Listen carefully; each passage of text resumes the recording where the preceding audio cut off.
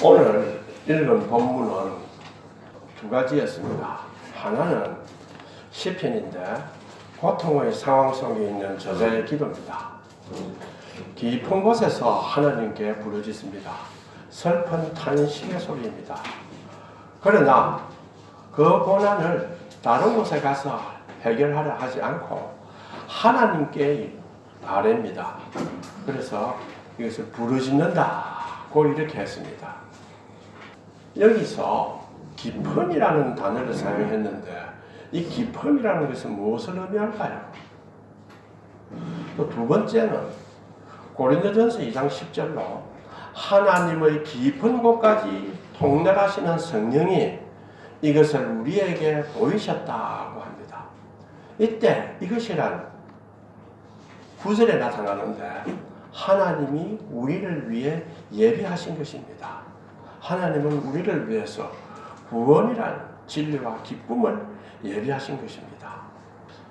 생텍쥐벨이 어린 왕자에 보면 이런 글이 나옵니다. 친구에게 야, 잠깐 나의 비밀을 하나 보여줄게. 매우 간단하다. 참으로 중요한 것은 마음으로만 보는 거야. 가장 중요한 것은 눈으로는 보이지 않아. 이렇게 이야기를 하는 것이 나옵니다. 여호와여 내가 깊은 곳에서 주께 부르짖었나이다. 주여 내 소리를 들으시며 나의 부르짖는 소리에 귀를 기울이소서. 왜 깊은 곳이라고 했습니까? 이 깊은 곳이라는 것은 어떤 의미를 주는 것입니까? 단순히 고통 속에서 힘겹고 그리고 너무 억울하거나 괴로워서 부르짖는 것을 표현하기 위해서 기쁨이란 단어를 사용했을까요? 물론 그러한 요소도 있습니다. 그러나 이 기쁨이라는 단어는 인간에 관해서, 고통에 관해서, 진리에 관해서, 그리고 하나님에 관해서 아주 심오한 의미를 지닙니다. 오늘 저는 진실로 기독교 신앙은 깊이를 가지고 있는 신앙이다 하는 것을 이것을 가지고 생각해 보려고 합니다. 저하고 같이 차를 타고 많이 다녔던 신학생 중 한 사람인데 모 대학교 역사학 교수입니다. 왜 신학교에 왔는가 물었더니 나는 예수를 믿지 않습니다. 다만 하나님을 알고 싶어서 왔습니다. 이렇게 면접할 때 제 옆에 앉아서 그렇게 했어요. 자신 이야기를 들어보니까 초등학교까지는 교회에 나갔는데 중학교에 딱 들어가서 부모님께 아버지 만약 나에게 더 이상 교회에 나가라 한다면 나는 집을 나가겠습니다. 이렇게 선언을 했습니다. 그 이유는 교회에서 아버지와 집에서의 아버지와 너무 다르다. 교회에서 아버지는 분명히 거룩하고 사랑이고 정의다 이런 거 다 외치는데 집에서는 자식한테 하는 거, 엄마한테 하는 거, 너무 다르다 이거야. 그리고 친구들하고 이야기해보니까 다른 집사님들, 또 장로님들, 교회에서는 거룩한데 집에서는 너무 다르다. 그렇다면 교회는 위선자의 집단이다. 그래서 자기는 하나님을 믿지 않기로 결정을 했다고 합니다. 중학교 1학년 때입니다. 나는 그래서 자기 신기하고 드문 사람이다 싶어서 자꾸 사귀었어요. 그래서 이제 서로 좋아하게 돼서 우리 교회도 한 2번 왔습니다. 근데 그리고 제가 한국 사회에 대해서 많이 배웠습니다.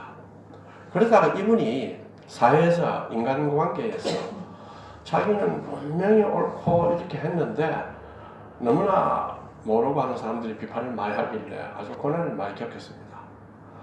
그럴 때 어릴 때 믿었던 하나님을 생각하게 되었습니다. 도대체 하나님이 누군가? 성경을 열심히 읽었죠. 이스라엘 역사를 보니 어떻습니까? 왕이 좀 들었었던 하나님을 믿는다 해놓고 거짓 선지자들 데리고 우상 숭배하고 또 하나님이 정벌을 내려서 고통을 주면 회개하고 또 조금만 놔두면 다시 반항하고 하나님을 잘 안 섬기고 이런 걸 많이 보았어요. 그래서 이 사람이 역사 속에서 하나님이 개입한다는 것이 어떤 것인가? 하나님이 누군가? 이래서 이제 신학교에 왔습니다. 정말로 학교에서 5과목 강의하면서 종일 학교 풀타임으로 막 차 타고 다 왔어요. 굉장한 사람입니다.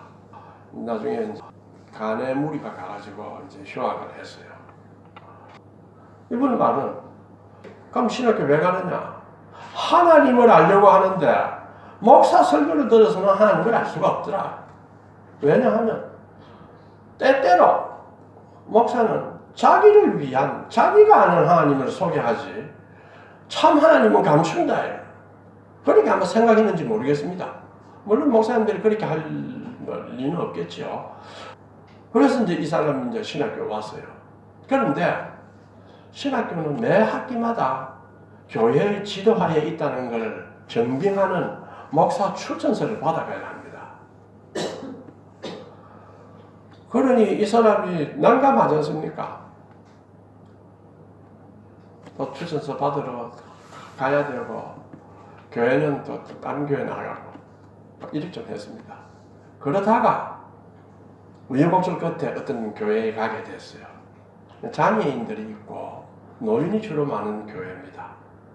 담임 목사는 그 교회 재정으로 살 수가 없어요. 그런데 또 영적인 또 힘도 있습니다. 그래서 부흥회도 다니고 교회를 비울 때가 가끔 있습니다. 그때 이 사람 보고 당신이 전도사니까 설교를 하시오. 이렇게 했어요. 그러면 이 이제 교수님이 전도사가 됐으니 설교를 해야 되는데 무슨 설교를 하겠습니까? 자기 앞을 딱 바라보니 무슨 희망과 위로를 주겠습니까? 어떻게 내가 희망과 위로를 주느냐? 나이가 노인이다 할 때 지금 우리는 젊습니다. 그 노인은 없고 진짜 노인입니다. 그럴 때 인간의 본질이 무언가? 하나님이 과연 누군가 하는 걸 자기가 깊이 깨닫지 않으면 설교할 수가 없습니다. 그래서 이 사람이 하나님을 알게 됐어요. 그래서 하나님을 믿게 되고 이제 사람이 바뀌었어요. 교인이 많고 또 교회에 돈이 많은 사람이 있고 건물이 크고 또 이런 데 다니다 보니 말씀이 위로도 주고 힘도 줍니다. 좋은 일이죠. 그렇죠. 다른 데가 뭐 그런 큰 것보다는 교회가 큰 것이 훨씬 좋습니다. 그러나 신앙은 그것보다 더 나은 더 위가 하나 있습니다. 신앙의 세계에는 깊이가 있습니다. 저는 이 깊이를 가지는 세계가 신앙의 세계인데 이 깊이가 가장 중요한 요소라고 생각합니다. 비록 넓이와 높이도 좋지만은 깊이 없는 신앙을 가진 사람들로 구성된 교회를 한번 생각해 보세요. 말씀은 위로를 주고 힘을 준다 해서 다 기분 좋아서 교회 잘 나옵니다. 은혜 받았다고 또 위로 받았다고 서로 이렇게 이야기를 합니다. 교회는 크고 사람은 모이지만은 신앙의 깊이가 없으면 교회는 동창회나 사교 모임과 유사해집니다. 그러니까 그 학생이 볼 때에 뭡니까? 위선자의 모임이 됩니다. 될 가능성이 높습니다. 거기에는 고통받는 자, 문제를 아무리 해결해도 해결이 안 된다. 의심이 많이 생긴다. 나는 희망이 적다. 나는 약하다. 설 자리가 없습니다. 교회에서는 자연히 그렇게 되면 거룩하고 또 집에서는 또 사회에서는 악한이 되는 그런 위선자들이 많게 됩니다. 그러나 그걸 지적하지 않습니다. 왜? 교회에서는 기쁨을 줘야 되고 위로를 해야 되고 교회를 성장시켜야 되는데 그걸 지적해 보세요. 교회 옵니까?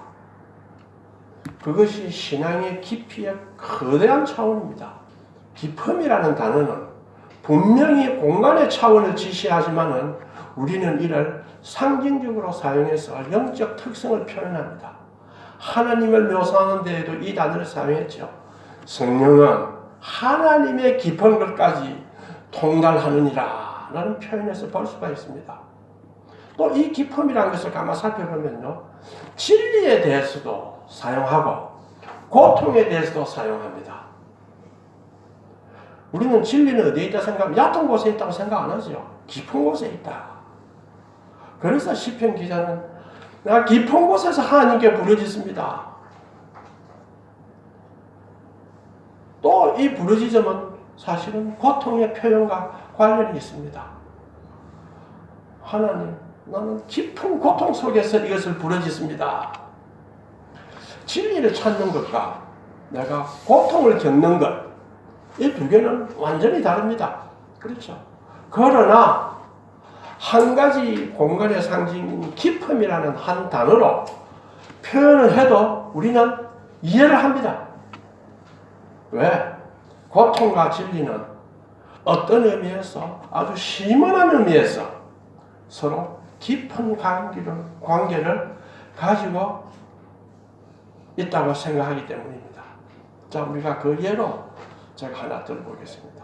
십자가라는 것을 봅시다. 자아를 벗어나서 진리를 탐구하도록 향하게 합니다. 그런데 또한 십자가는 자아의 죽음을 의미합니다. 예수님은 우리의 죄를 지는 죽음의 고통을 받았기 때문에 우리는 구원을 얻습니다. 그래서 십자가는 진리의 상징이요 고난의 상징입니다. 고난을 받지 않고 편안하게 예수 잘 믿었습니다. 좋죠? 성경에 보면 그런 사람이 몇 사람 나옵니다. 이삭이 나오죠. 그렇죠? 에녹이 나옵니다. 그리고 사무엘도 나옵니다. 사무엘은 리더로서 그 백성을 이끌어가야 하는 짐을 졌기 때문에 아주 고통스럽게 기도하고 살았습니다. 부지런하게 살았죠. 그러나 다수의 사람들은 고통 속에서 하나님을 발견하고 고통 속에서 신앙이 자라고 고통 속에서 내가 누군가를 또 알게 되었습니다.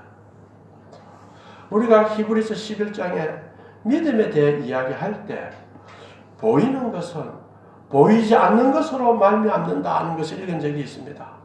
모든 보인다는 것은 무슨 말합니까? 표면을 가진다는 뜻입니다.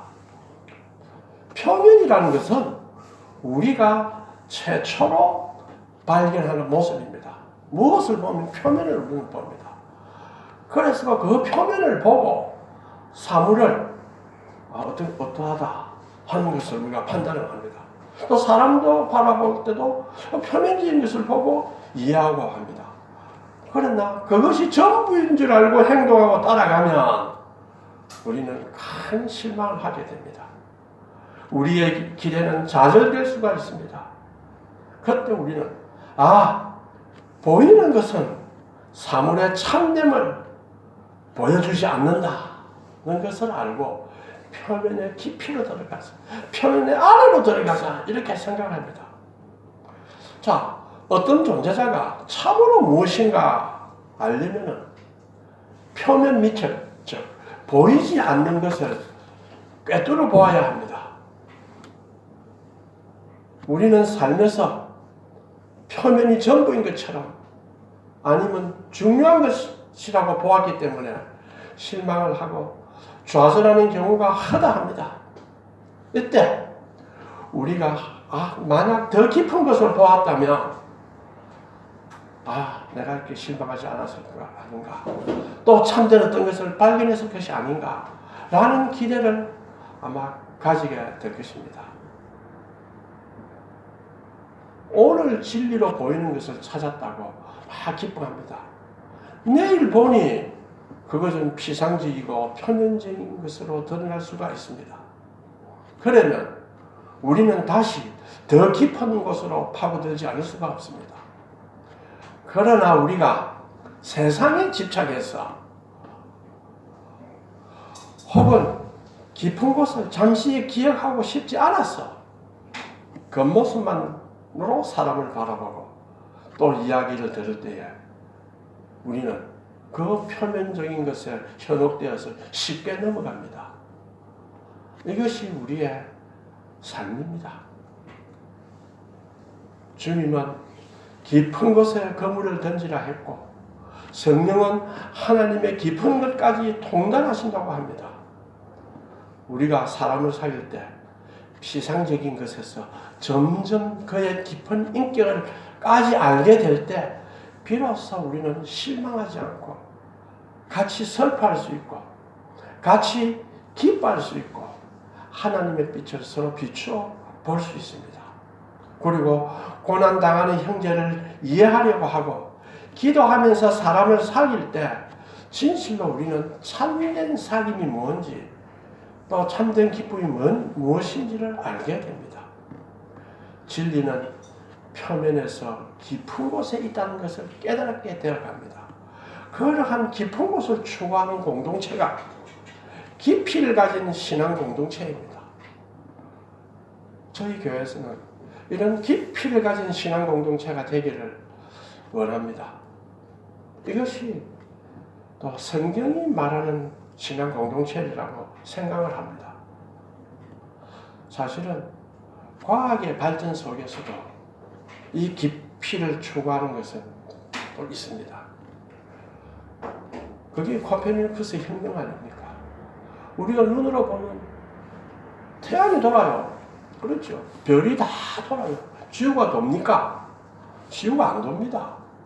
그러면 천문학을 만들 때 관찰하는 천문학을 만들 때 무엇을 기초해서 만들겠습니까? 내가 눈에 보이는 걸 기초로 해서 천문학을 만들지 보이지 않는 걸 기초해서 천문학을 만듭니까? 그렇게 안 만들었어요.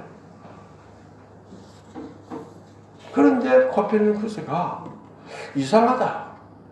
눈에 보이는 것만 인성을 가지고 그걸 토대로 해서 천문학을 만드는 것은 문제가 있다.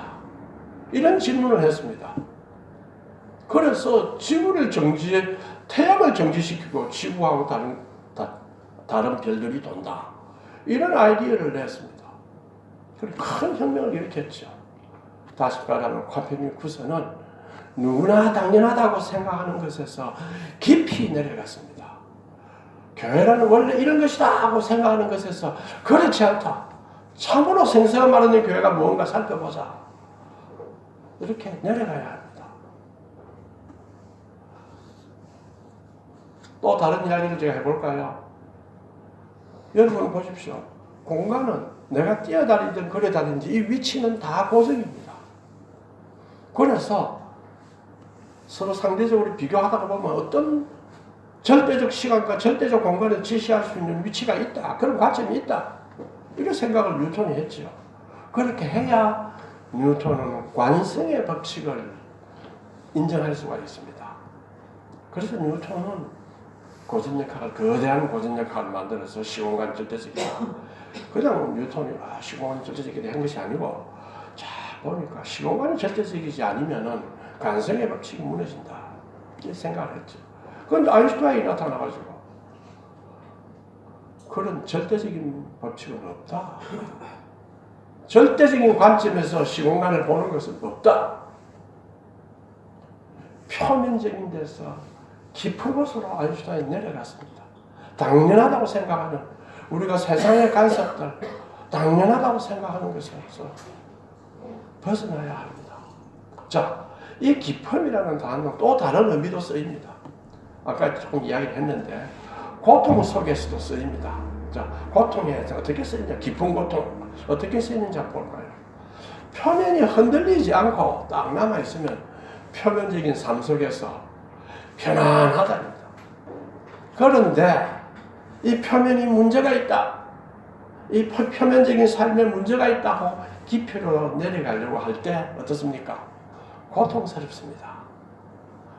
모든 인간은 자신의 깊은 곳을 들여다보기를 싫어합니다. 내가 어떤 일이 당하고 왜 어떤 일을 당하고 할 때는 여러 가지 변명으로 자신의 깊은 곳을 들어보고 나의 본질이 무엇인가를 알기가 참 싫어합니다. 저도 지금까지 그랬죠. 상황이 나빴어. 내가 왜 이렇게 어려운 건 말이야. 내가 왜 이래 좀 의리하냐. 내가 너무 어릴 때 그래 잡았어. 내 상황이 안 좋았잖아. 내 환경이 안 좋았잖아. 다 핑계됩니다. 어떤 사람은 내 남편이 그랬기 때문에, 내 아내가 그랬기 때문에, 또 목사가 그랬기 때문에, 선생님, 교수가 그랬기 때문에, 이 자녀가 말을 안 들으니까 이런 핑계로 자신의 깊은 것을 돌아보지를 못합니다. 하나님께 딱 마주대어서 정말 나는 누군가 이래 못 봅니다. 보기 싫습니다. 그걸 보면 혹독한 고통을 당해도 왜? 그걸 돌아보면 반성하고 해결하고 해야 될 거 아닙니까? 변해야 될 거 아닙니까? 변하기가 쉽습니까? 아이, 머리 아프다. 아이, 머리 아프다. 이렇게 생각하려고 안 하겠어요? 저도 그걸 많이 느낍니다. 이제 와서 비로소 내가 좀 깨달아가지고 내가 하고자 하는 거 이제 좀 하려고 애썼습니다. 그러면서 과거를 내가 돌이켜보니까 부끄럽게 짝이었습니다. 진실로 그 학생이 말한 것처럼 교회 가면 거룩하고 교회 가면 주님 말씀대로 따라야 된다 떠들고 지 자신으로 돌아오면 형편없이 살았다. 이것을 아주 깊이 제가 깨달았습니다. 이사야가 성전에 갔을 때 6장에 보면 문지방의 터가 요동하고 그렇죠. 문지방의 터가 요동하고 자기 삶의 터가 흔들리는 겁니다.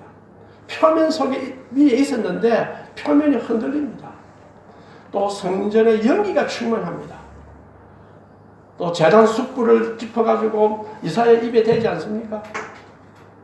자기 존재를 바로 직면한다는 것은 마치 불길 속에서 자신을 보는 것 같은 혹독한 고통이 있습니다.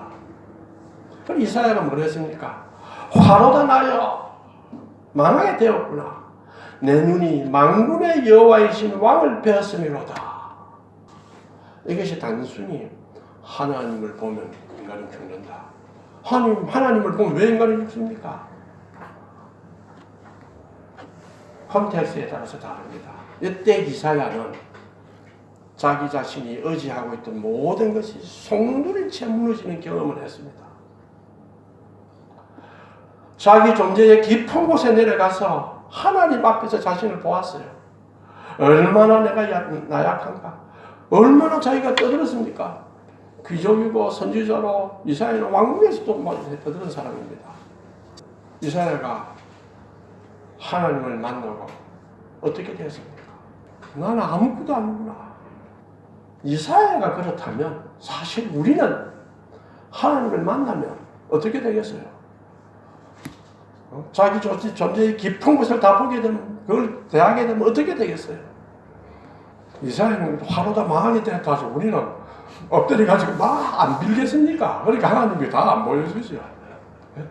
사람마다 하나님의 그 글에서 맞게끔 하나님은 인정을 하십니다. 고통의 원인은 여러 가지가 있습니다. 여러 가지에서 옵니다. 그래서 고통이 이르는 길을 피하려는 우리의 노력은 당연하죠. 또 그것을 피하기 위해서 우리는 여러 가지 구실들을 많이 내세웁니다. 깊은 곳으로 가라 하니까 깊은 곳은 복잡해. 나는 뭐 별로 아무것도 배운 사람인데 무슨 깊은 곳으로 가. 어려워. 그냥 교회 다니고 그냥 말씀 듣고 그러면 됐지. 무슨 깊은 곳을 가려고 하면은 자기를 대면하려면 뭔가 말씀도 깊이 읽어야 되고 또 설교도 깊이 들어야 되고 묵상도 깊이 해야 되고 뭐 깊이 해야 될 거 아닙니까? 깊은 곳이 아프다. 이렇게 하는 것은 자신을 속이는 것입니다. 우리가 일시적으로 자신을 속임으로 해서 위로를 받을 수는 있지만 계속적으로 자신을 속이면 그것은 결국 멸망의 길로 갑니다. 참된 깊이의 특징은 단순성이 있습니다. 그래서 진리를 회피하려고 하는 것은 그것이 심오해서가 아니라 불편해요. 그래서 진리의 깊이를 들여다보지 않습니다. 많이 알게 되면 더 단순해집니다. 내가 누군가를 들여다보기가 싫어하는 핑계를 깊은 것은 복잡해 하는 것은 잘못된 생각입니다. 제가 제 선친을 좀 생각해 봅니다. 아주 잘 살았죠. 노래 잘합니다. 그래서 별명이 프랑크 시나트라입니다. 아주 멋쟁입니다. 그런데 제가 중학교 1학년 때 완전히 몰락했어요. 완전히 몰락해서 조그만 방귀 2칸을 잘라가지고 씻고 다 있게 됐습니다. 왜 다 있을 수 있습니까? 정신은 어디 가고 어디 가고 이래 했죠. 나중에 그것도 안 돼가지고 딱딱 한 방이 됐어요. 나는 밖에 나가 마루에 자고. 내가 우리 아버지를 가만히 생각해 봤습니다. 나는 막 좀 둔해가지고 막 고생하는 것 같다. 마루에 자고 마음대로 자고 이래도 막 그래 했는데 그때는 아버지 생각을 못했어요. 그러면 가만히 생각을 해봤습니다. 그 심정이 어땠을까? 그런데 완전히 나라로 떨어졌죠. 아버지 일본을 잘하시니까 우리 고모가 불러서 서울로 갔습니다. 가족이 다 서울로 갔어요. 나만 저 고등학교 때 떨어져 가지고 다 서울 갔어요. 엄마가 그러대. 네가 고3인데 너를 떨어지고 가려니까 너무나 가슴이 아팠다. 나는 그거 몰랐죠. 그때 가서 내 알아서 합니다. 뭐 이랬지. 그렇게 해서 아주 바닥에서 해서 나중에 돈은 못 벌었지만 동경대 법철학 교수가 한국에 왔어요. 대부분 판사하시는 분이에요. 선생님 아니면은 이 사람 통역을 제대로 할 수 있는 사람이 대한민국에 없습니다. 일본에서 법대를 하고 변호사를 했지만 한국말을 잘 몰라요. 법대 교수는 한국 사람. 한국에 있는 사람은 일본말을 잘 몰라요. 일본말 쉽다 하지만 내보고 유진아 일본말은 안 쉽다. 열심히 공부해야 된다. 난 쉽다고 그냥 내가 안 했죠. 제가 얼마나 후회한 줄 압니까? 엄청나게 후회합니다.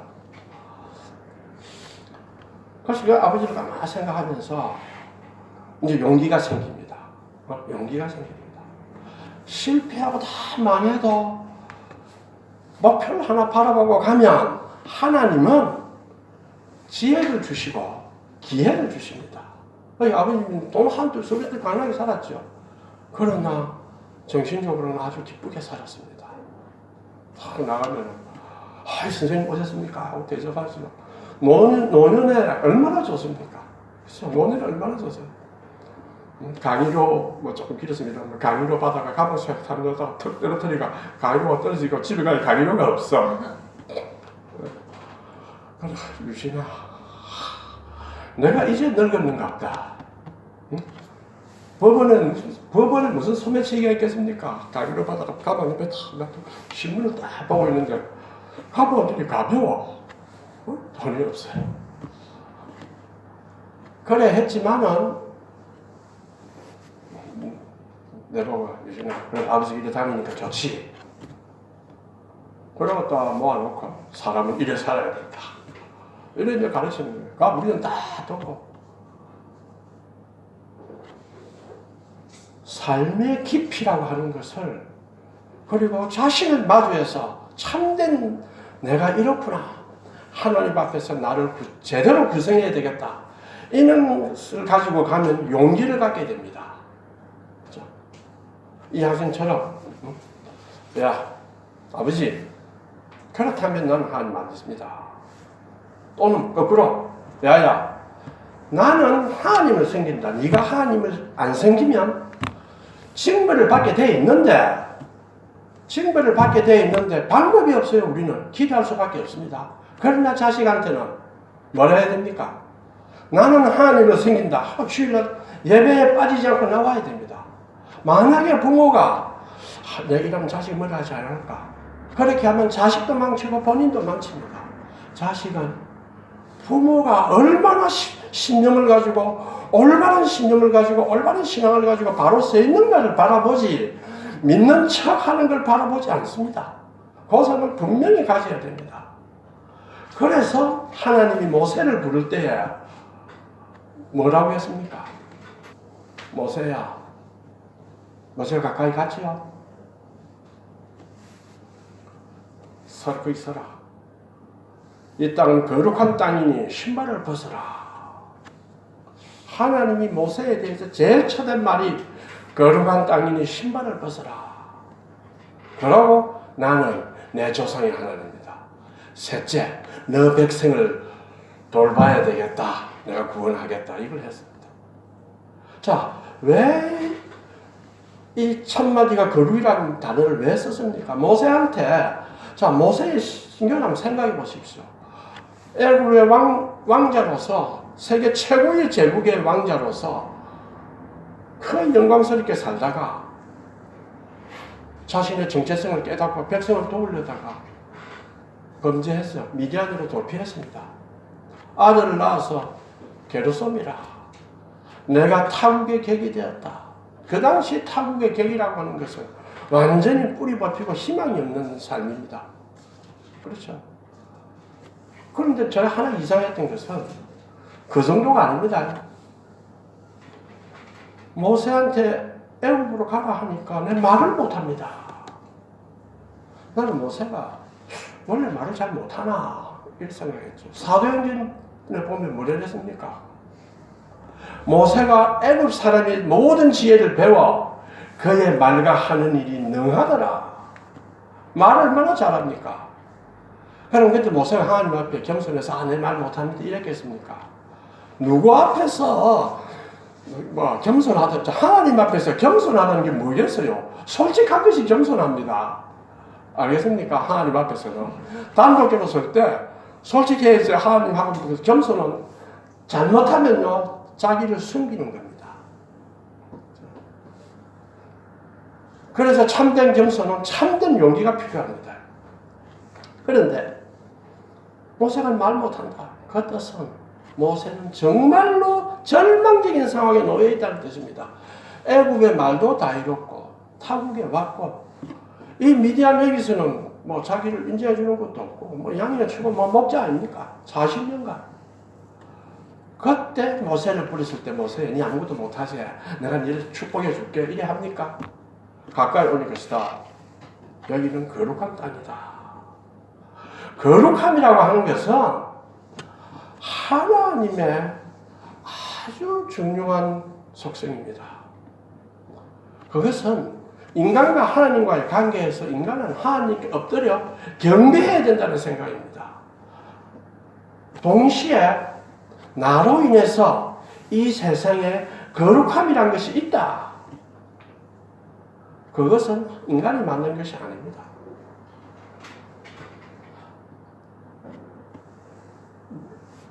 모세한테는 하나님이 거룩하다고 하지 않았고 땅이 거룩하다 이렇게 했어요. 이 세계에 거룩이라고 하는 것이 있다 하는 걸 보여주었습니다. 그것이 하나님이 인지하고 계시하시는 것이다. 그런데 불행히도 우리 현대인간은 거룩을 모릅니다. 과학이 발달하면서 계몽주의가 득세하니까 자 종교를 어떻게 볼 것인가. 그렇죠. 무신론으로 가죠. 신 없다 하니까 골치 아프다 이거야. 신은 세계를 만들고 다른 데 갔다. 고통, 감정, 기쁨, 사랑, 친절, 온유 이러한 덕목은 정서적 덕목은 다 인정하지만은 거룩이라는 것은 쓸 수가 없다. 이렇게 생각했습니다. 그러나 성경은 하나님은 거룩하다 이야기를 합니다. 신을 벗어라. 우리가 하나님을 경배하는 것을 소홀히 하면 우리는 거룩을 깨닫지 못합니다. 거룩은 논리적으로 잘하고 할 수 있는 것이 아니고 거룩은 보아야 되거나 체험해야 되거나 느껴야 됩니다. 또 들어야 합니다. 거룩은. 믿음은 들으면서 난다 했잖아요. 들어야 합니다. 엎드리고 찬송하고 기도할 때에 거룩이라는 것을 깨닫게 됩니다. 그런데 우리가 내 하나님 믿는다. 응? 엄마 내 하나님 믿으니까 난 교회 안 가도 돼. 하나님 믿어. 넌 나쁜 짓 하나. 그렇죠? 아무 데나 가서 뭐 좋은 데 한번 찾아봐라. 어떻게 되겠습니까? 거룩이라는 걸 체험하지 못하게 되고 거룩을 내가 말로 표현할 수 없다 했죠. 말로는 부정적인 용어로밖에 표현 못합니다. 하나님의 경배하는 것을 소홀히 하면 하나님께 예배하는 것을 소홀히 하면 은혜를 받지 못합니다. 축복받지 못합니다. 이건 하나 명심해야 됩니다. 하나님은 거룩이라는 단어를 가지고 우리한테 나는 너와 다르니까 나에게 복종하라, 쫄병들아 이래 한 것이 아닙니다.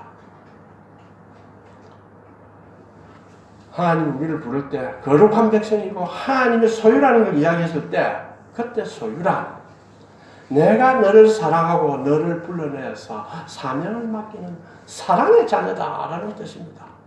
불 속을 지나가더라도 망하게 하지 않는다. 이것을 말하는 겁니다.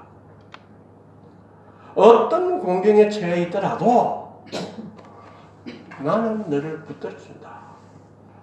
두 끼 먹어도 살 수 있습니다. 나이 들면 한 끼 먹어도 살 수 있습니다. 두려워해야 할 것은 내가 하나님 앞에 바로 서지 못한다는 걸 두려워해야 되고 나머지는 하나님의 길을 바라보고 노력하는 것 뿐입니다. 그것이 우리가 할 것입니다. 우리가 영적으로 따라가야 할 길, 진리의 길, 이런 길들은 다 깊은 곳에 이르는 것이고 자기 결심이 필요하고 고통과 희생의 길입니다. 그 길을 가고자 하는 사람은 결심이 있어야 됩니다. 마음에 이때는 이래 하고 저때는 저래 하고 이래만 살면 깊은 길에 도달하지 못합니다. 그런데 그래 이 깊은 길로 가면 말이야 그거 힘들지 않나? 아닙니다. 그 종착역이 하나님 나라고 화평과 기쁨입니다. 그러한 영원한 기쁨은 표면에서 살면서는 얻을 수가 없습니다. 그것을 표면으로부터 분리해서 우리 자신과 우리의 세계와 하나님의 깊은 것들을 깨뚫고 들어가려고 할 때에 얻을 수가 있습니다. 우리가 우리 삶의 마지막 깊은 곳에 이르는 순간은 영원한 기쁨, 파괴할 수 없는 희망, 그리고 삶과 죽음의 토대인 진리를 경험하는 순간이 됩니다. 진리는 그 깊은 곳에 있습니다. 그 깊은 곳에 희망이 있고 깊은 곳에 기쁨이 있습니다.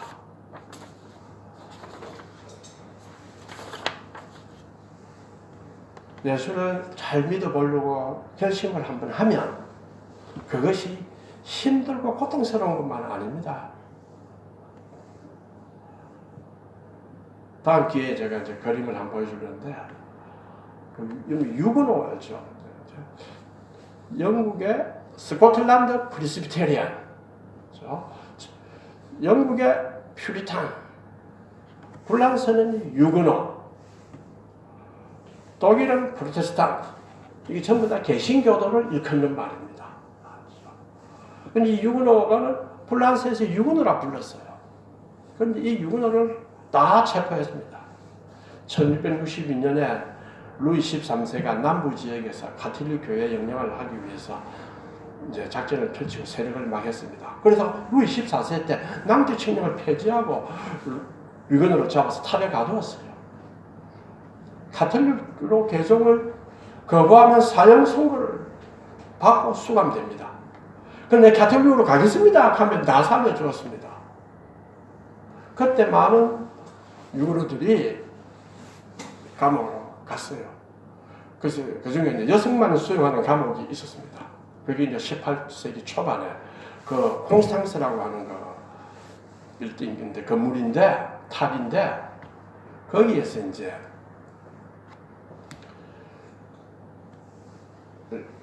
위구르 제왕군 하나가 도망가 버렸어요. 사람을 데리고. 그러니까 그곳에 다 바꿨어요. 여자들만 다 임산부들은 여자들만 다 설치했습니다. 그때 마리 듀랑이라는 여성이 있었습니다.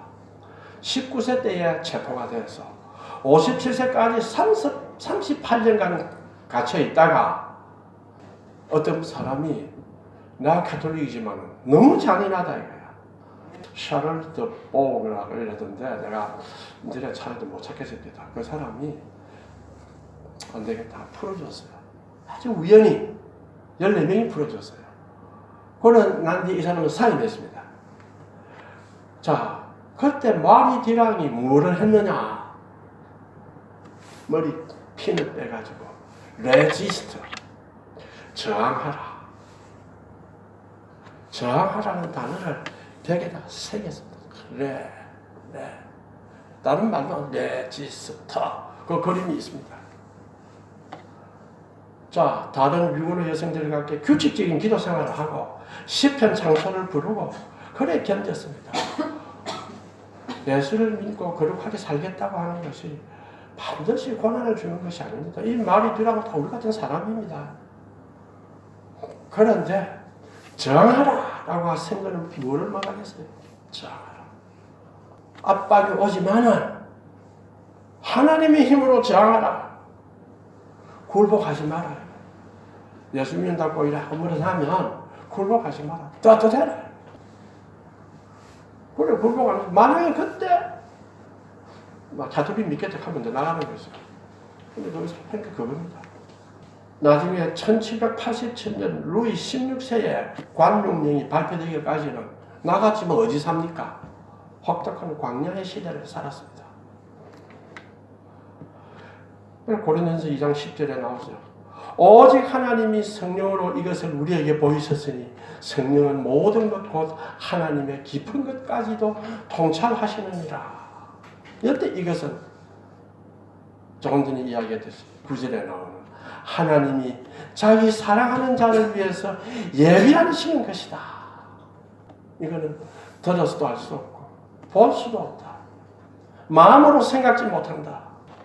하나님 성령을 통해서 우리에게 알려준 것이다. 바울이 이야기를 했습니다. 우리는 하나님의 사랑을 다 알 수가 없습니다. 또 하나님을 다 모릅니다. 하나님 나에게 왜 이런 일이 생깁니까? 얼마든지 하나님한테 외쳐도 좋습니다. 하나님은 치사하게 야 이놈 네가 그럴 수 있나 이래 안 합니다. 하나님은 도전하고 토론하고 하기를 원합니다. 그래서 저희들도 이제 설교를 하면 설교를 가지고 아무것도 같이 토론도 하고 질문도 하고 얼마든지 해야 됩니다. 왜?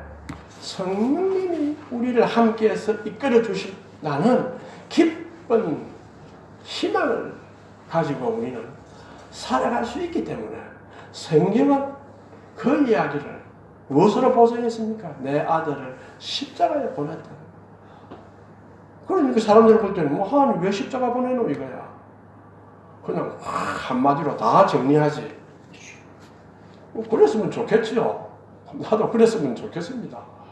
그러나 성경은 십자가에 보내는 것이 가장 너희를 위하는 길이다. 그래 말씀하니 받아들이고 우리는 가는 겁니다. 그러면 성령은 우리에게 얼핏 제 경험을 이야기하면 얼핏 알려줍니다. 힘없다고도 어느 시간부터 싹 사람이 바뀌게 만들어져요. 아니다 이거다. 그럼 저는 체험을 하고 느꼈기 때문에 지금까지 살아온 것입니다. 그것은 우리 모두의 오리라고 저는 믿습니다. 자, 그러면 동성으로 기도하고 마치겠습니다.